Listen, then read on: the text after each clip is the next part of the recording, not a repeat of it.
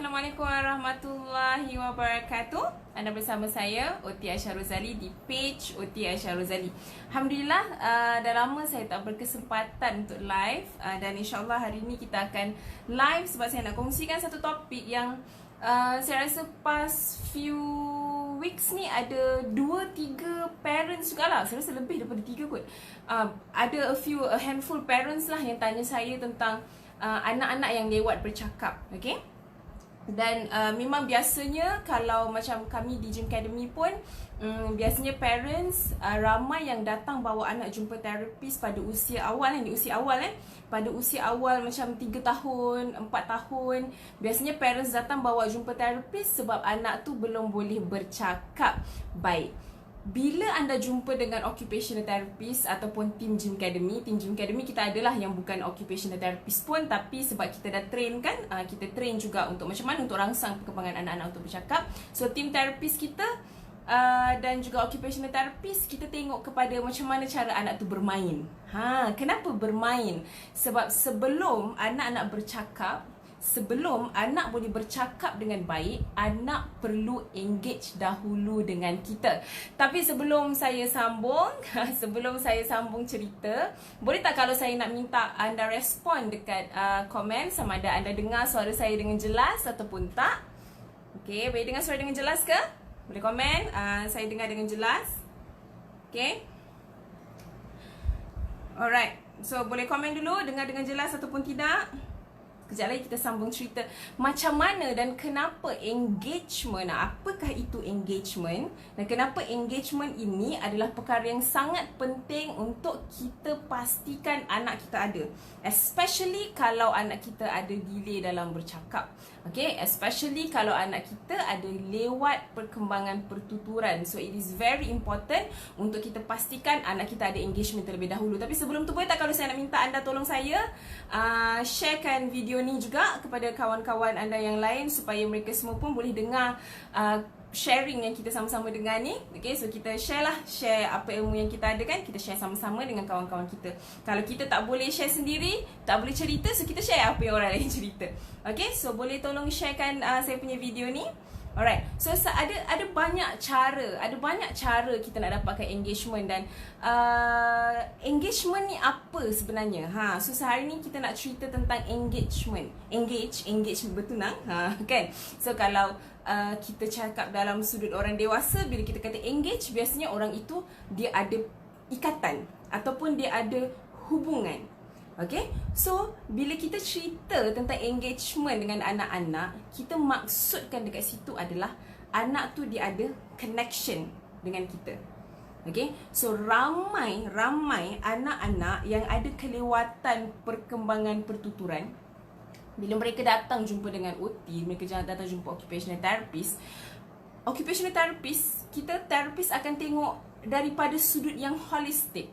Apakah itu sudut yang holistik? Sudut yang holistik tu maksudnya kita akan tengok, okay, kalau ada anak, ni katalah ni anak, kita akan tengok macam mana cara anak tu melihat, macam mana cara anak tu bermain, macam mana cara anak tu respon. Bukan dengan pertuturan lagi ya, ni belum cerita pasal bercakap lagi. Bercakap ni biasanya kawan-kawan speech therapist memang lebih pakar tentang itu. Tapi apa yang saya nak cerita dekat sini adalah tentang engagement. So, benda pertama yang terapis akan buat adalah pastikan anak anda ada engagement, connection terlebih dahulu.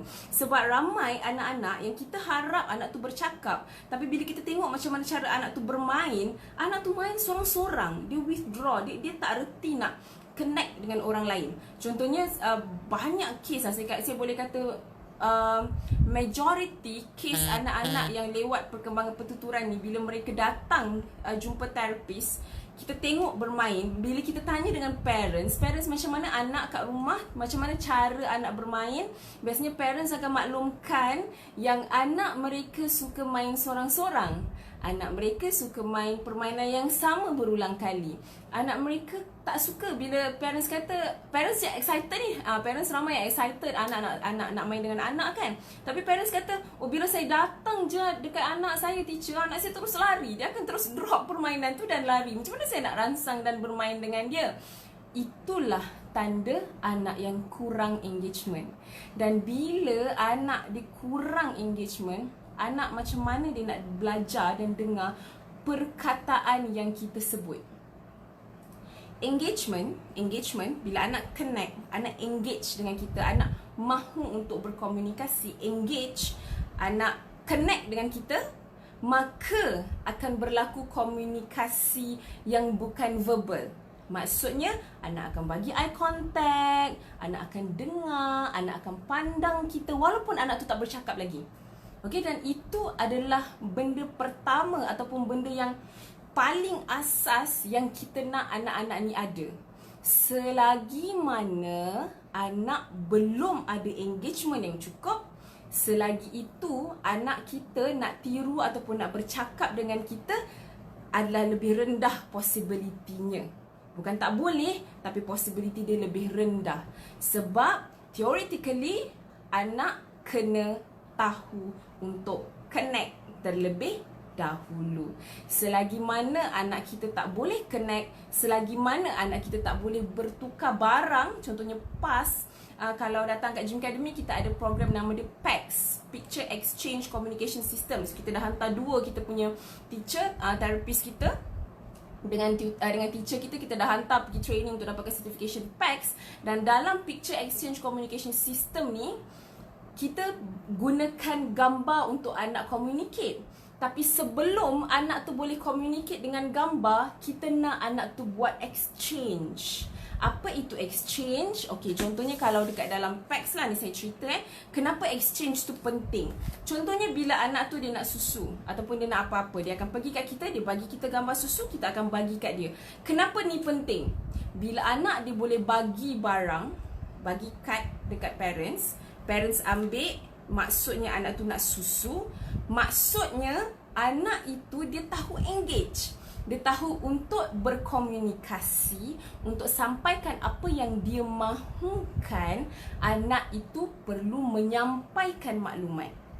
Itu dia punya asas. Sebelum anak tu boleh nak tiru kita cakap ke, sebelum anak tu boleh nak dapat banyak perkataan ke, anak kena boleh engage. So macam mana cara paling mudah untuk kita engage dengan anak? Kita mainlah dengan anak kita. Kenapa main tu adalah cara yang paling mudah? Bila kita main dengan anak, dia akan rasa yang dia terpaksa untuk communicate. Contoh, saya bagi satu contoh. Katalah kita ajak anak kita main bola. Anak kita yang umur 3 tahun, kita ajak anak kita main bola. Bola biasa, bola sepak ke ataupun bola getah yang ringan tu kan, sebab kalau bola sepak kena kepala sakit kan. So bola getah yang ringan tu anak kita boleh pegang dengan 2 tangan macam ni dalam saiz besar ni. Okay, so what happen? Kita ajak anak kita main baling bola. Anak yang tak ada engagement, you baling bola kat dia, pop bola tu kena badan. Lepas tu dia jalan je, dia buat tak tahu.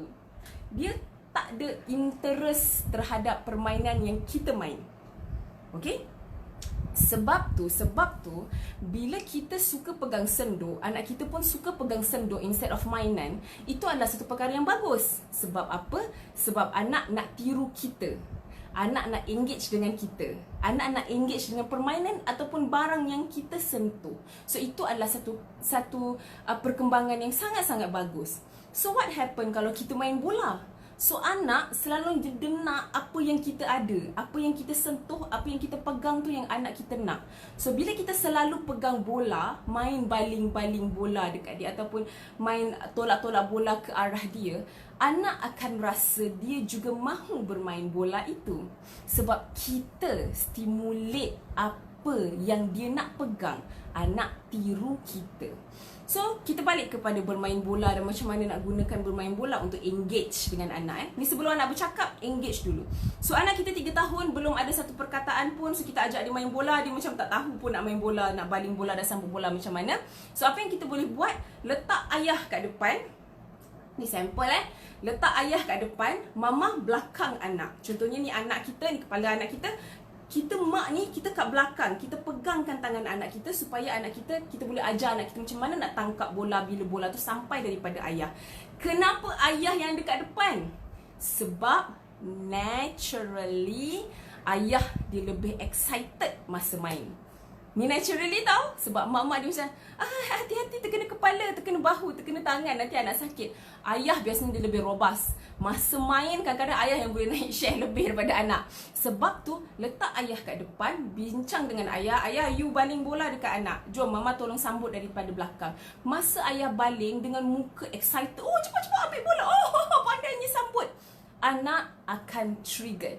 Walaupun anak tu eye contact dia tak bagi, dia pandang sana sini, bila tangkap bola, kita sentuh tangan dia, tangkapkan bola yang ayah baling tadi, anak akan ada body awareness yang kita panggil sensory, multisensory activity. Multisensory activity, aktiviti yang menggunakan banyak deria. Pendengaran, anak tu dengar ayah dipanggil, cepat-cepat baby, tangkap baby. Baby baru 3 tahun kan baby. Baby tangkap baby. Mak dia daripada belakang pegang tangan dia dan gerakkan. Ni kita panggil sensory sendi tau. Sensory sendi dia belajar movement seiring dengan tangan dia sentuh bola. So, bola tu dah tangkap, ada pula bunyi, yay, pandainya tangkap. Walaupun mak dia yang tangkap, it's okay. Yay, pandainya tangkap. Auditory. Okay, ada visual, dia nampak muka ayah dia, dia nampak tangan dia tengah pegang bola, dia nampak movement. That is multisensory. So, bila aktiviti semudah baling dan sambut bola tadi kita buat dengan anak kita akan mula engage.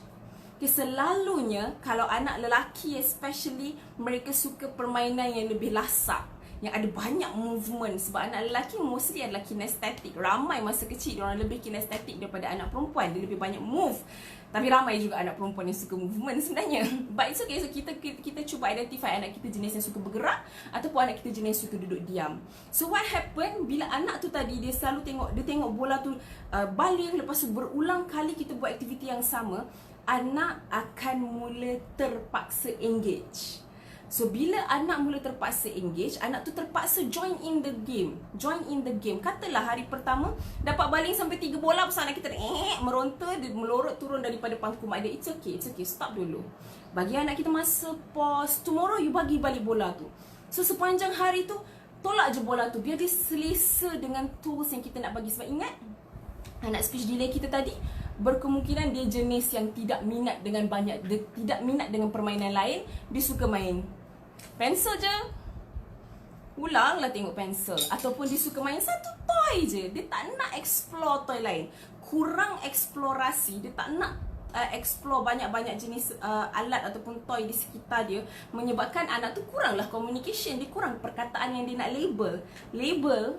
Anak belajar bercakap dengan label. Ni apa? Pencil. Wow, pencil. Wah, kotak.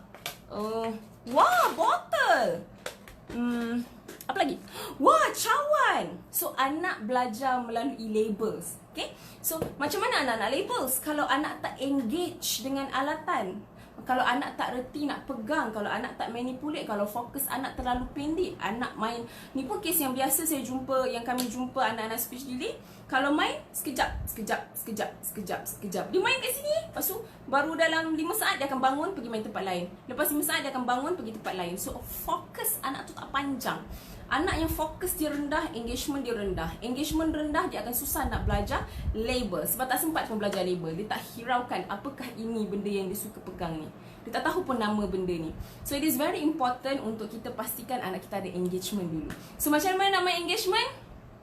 Habis live ni, terus cari bola size macam gitu kan, yang lembut-lembut sikit. Ajak anak kita main baling dan sambut bola. Ingat letak ayah kat depan. Kalau ayah tu jenis yang skema, letak mak kat depan. Siapa-siapa yang paling fun, biar anak nampak muka dia. Yang paling fun, yang paling banyak expression, yang paling ceria, letak dekat depan anak untuk anak nampak muka dia, supaya anak tu boleh imitate macam mana gesture dan kesukaan dan kegembiraan ayah dia masa dia tengah main toy tu.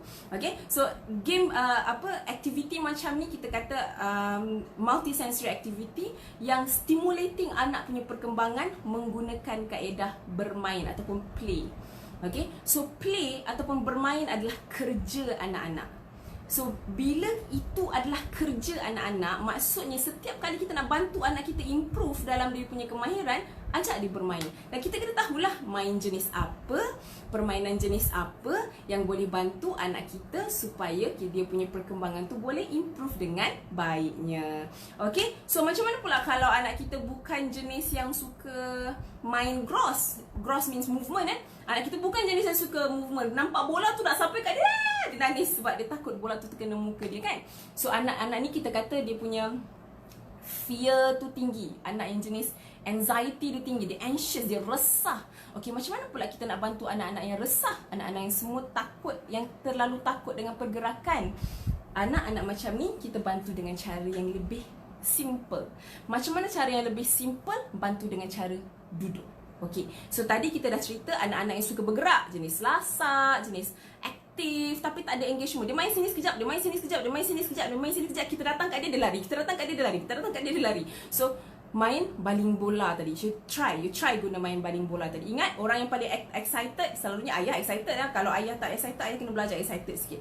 So selalunya ayah akan kena kat depan, mama kat belakang, prompt anak untuk sambut dan baling semula bola pada ayah, sambil buat expression muka yang paling excited setiap kali anak kita dapat sambut bola, setiap kali anak kita baling bola. Okay, so itu pertama kalau anak kita jenis aktif. Macam mana kalau anak kita jenis pasif, anak kita jenis yang tak nak bergerak, anak kita suka duduk diam-diam?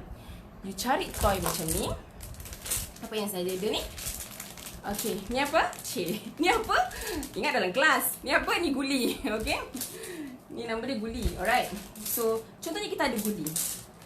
Apa yang kita buat? Kita buka guli ni, kita duduk depan ataupun sebelah anak kita, kita pegangkan tangan anak kita untuk ambil guli.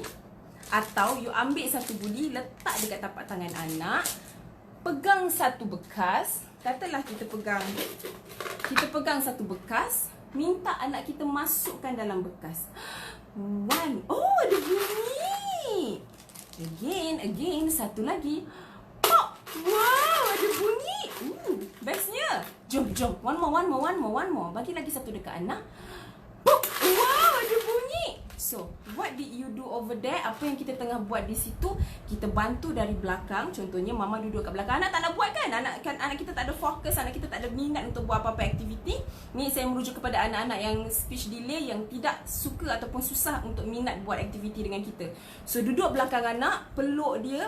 Tangan kita sebelah pegang box ni. Kalau you boleh pegang tangan anak, tangan anak pegang. So tangan kita atas tangan anak untuk pegang box. So tangan kiri dia pegang box, kita bantu. Tangan kanan dia kita bagi guli. Jom kita masukkan. Wow, ada bunyi. Bestnya. Again. Pop. Wow, ada bunyi. Bestnya.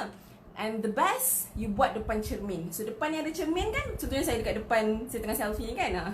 So depan ada cermin, anak dapat nampak movement dia. Anak dapat nampak apa yang berlaku yang menyebabkan mama dia tiba-tiba goncang botol. Bila jatuh, ada sequence. Dia ada turutan. Pegang, wah guli, masuk, pop, ada bunyi bila masuk. Wow, bestnya. Lepas tu baru mama goncang. So dia belajar setiap pergerakan dia ada kesan kepada objek di sekitar, ada kesan kepada expression mama dia. Bila dia berjaya, walaupun mama dia yang pegangkan tangan dia dan masukkan objek dekat dalam bekas, mama dia, wow, bestnya, pandai awak masukkan. Ada kesan perbuatan dia kepada mimik muka dan expression mak dia, dan mak dia terus communicate, wow, awak pandai, awak sangat hebat. Mama dia buat muka excited. Smile is contagious, betul? So anak kena nampak lah kita punya smile tu. Letak satu cermin dekat depan. So anak setiap kali dia nampak movement dia, ingat anak belajar guna visual, anak belajar guna auditory, anak belajar guna movement. Bila dia nampak movement dia, cara dia gerakkan tangan dia untuk masukkan barang dekat dalam bekas akan masuk dekat dalam kepala dia. Macam mana cara tangan digerakkan tadi, kita panggil muscle memory ataupun memory otot, pergerakan. Okay, so bila anak tengok secara visual, memory tu akan masuk dekat dalam kepala dia, dan apa lagi yang dia akan ingat adalah respon mak dia semasa dia berjaya masukkan objek. Dan kesan, anak belajar dengan cause and effect, sebab dan akibat. So bila dia masuk, mama dia pun goncang, wah, bestnya. Mak-mak kena jadi excited sikit kan. So anak akan rasa setiap perbuatan dia ada kesan. What happen di situ? Anak akan mula engage. Dan whenever nanti bila kita dah dedahkan pada anak, you letak je bola ni, kasi dengan syarat anak kita bukan jenis masukkan barang dalam mulut lah. Kalau anak kita jenis masukkan barang dalam mulut, you boleh tukar kepada bola yang lebih besar, bola pingpong ke, bola tenis ke, or anything yang anak selamat gunakan. So guli is for anak yang tak masukkan dalam mulut je. So bila you letak guli ni, katalah you letak guli ni dekat dalam plastik, dekat atas meja, dan ada bekas ni dekat sebelah guli tu, nanti anda akan nampak ada waktu yang anak kita, okey, anda akan nampak ada waktu yang anak kita cuba buat semula yang macam kita ajar dia. Okey, so sebab tu penting untuk kita berikan pendedahan menggunakan structured activity seperti ini.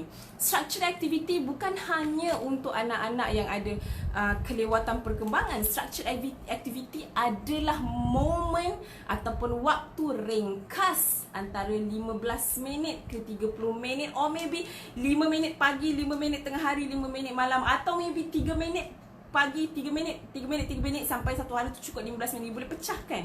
Kalau anak kita punya fokus, jangan terus punya fokus rendah, jangan terus dalam duduk tu habiskan ke semua guli, ataupun duduk terus dalam masa 15 minit. Tak payah. Pagi 5 minit, tengah hari 5 minit, petang 5 minit. So structured activity tu is very brief tau, singkat. Sebab activity yang structured kita bagi macam ni, kita dah plan macam mana cara dia nak sentuh, macam mana dia nak pegang, sebelah tangan kena pegang, sebelah tangan kena masukkan. This is structured tau. Activity yang kita strukturkan untuk anak.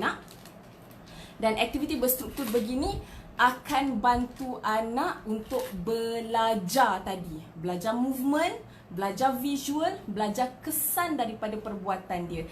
Nanti anak dia sendiri masa dia main dalam unstructured, dalam waktu dia main sendiri tanpa kita ganggu dia, anak akan cuba repeat apa yang kita ajar dia. Okay, so itu sedikit perkongsian. So tadi kalau kita ada anak yang aktif, yang lewat bercakap, yang sedikit aktif, kita boleh gunakan aktiviti gross motor, aktiviti pergerakan kasar macam baling bola, sambut bola tadi. Dan kalau anak kita jenis pasif, tak suka bangun, tak suka bergerak, you boleh start dengan aktiviti depan cermin, suruh anak masukkan barang sahaja. Idea dia start untuk dapatkan anak punya engagement. Anak kena engage dulu dengan kita, barulah kita boleh berikan anak kita stimulasi perkataan ataupun banyakkan bank perkataan anak kita. So engagement first. Mana-mana yang ada modul Kickstart Go Cilik tu, nanti 25 hari bulan insya-Allah kita punya buku fizikal yang kita janji nak bagi free untuk you all tu sampai. Dalam tu saya dah siap senaraikan. Saya dah siap senaraikan apa contoh aktiviti daripada 400 tu yang kita boleh jadikan untuk anak punya engagement. Saya tunjuk sekejap kat mana saya simpan? Alamak kat sini. Okay. So saya tunjuk sampel kat sini. Mana yang dah ada, so nanti don't worry, yang dah ada buku tu kita bagi benda ni for free je kepada anda. So sebenarnya saya nak cerita dekat you all lah yang dah ada buku tu. Okay. So contoh dia engagement. Mengalakkan anak untuk lebih engage dan berkomunikasi. So ni semua senarai aktiviti yang kita dah senaraikan dalam 400 aktiviti tu adalah nombor aktiviti 016, 017, 018, 02, 026. Itu adalah senarai aktiviti yang anda boleh guna dekat dalam modul Kickstart tu. Anda boleh rujuk untuk buat aktiviti yang engaging. So tak adalah setiap hari masukkan guli dalam bekas je. So hari ni aktiviti lain, besok aktiviti lain. Satu hari jangan lama-lama. Pagi 5 minit, tengah hari 5 minit, petang 5 minit, sampai cukup 30 minit satu hari. Sikit tapi kerap. Idea kerap tu adalah supaya anak kita ingat movement tu. This is especially untuk anak-anak kita yang lambat bercakap. Okay, so jangan tangguh buat aktiviti ni. Dah boleh terus buat dah ni. Pilihlah aktiviti motor kasar ke, aktiviti duduk ke, yang pakai guli tadi. Kalau tak ada guli, pakailah apa pun yang ada dekat rumah. Just use anything you have. Pakai makaroni keras tu pun boleh. You nak pakai apa lagi? Telur jangan pakai lah kan, pecah.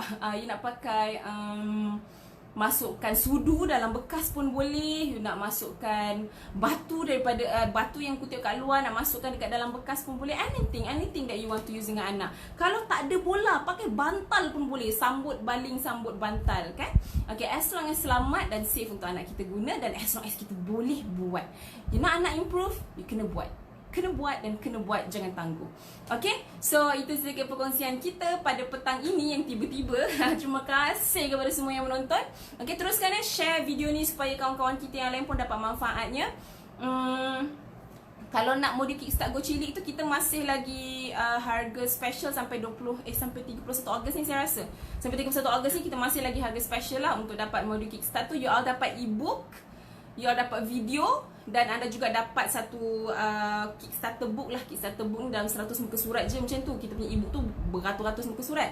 So Kickstarter book tu nak memudahkan anda rujuk e-book tu nanti kita tak print tau, e-book tu kita tak print kan, tapi kita bagi Kickstarter book tu untuk anda senang rujuk e-book tu. Dia ada macam QR code lah, you boleh QR code kan, sekarang kan modern kan, QR code. Dia terus slip pergi ke page untuk e-book dan page video-video explanation. Okay, Allahu Akbar. Terima kasih semua. Terima kasih Huti kesayangan ramai ya. Terima kasih Mayani, terima kasih banyak. Okay, terima kasih Puan Noridayu, terima kasih Fuzita Hanum, terima kasih Puan Sharifah, terima kasih semua yang menonton. Terima kasih, saya tak dapat nak sebut semua. Baik, terima kasih. So teruskan share ya video ni supaya kawan-kawan kita semua dapat juga ilmu yang sama. So saya doakan anda semua berjaya mengaplikasikan apa yang dipelajari, dan sama-samalah kita lebih memberi kepada lebih ramai orang, insya-Allah. Okay, Assalamualaikum, bye.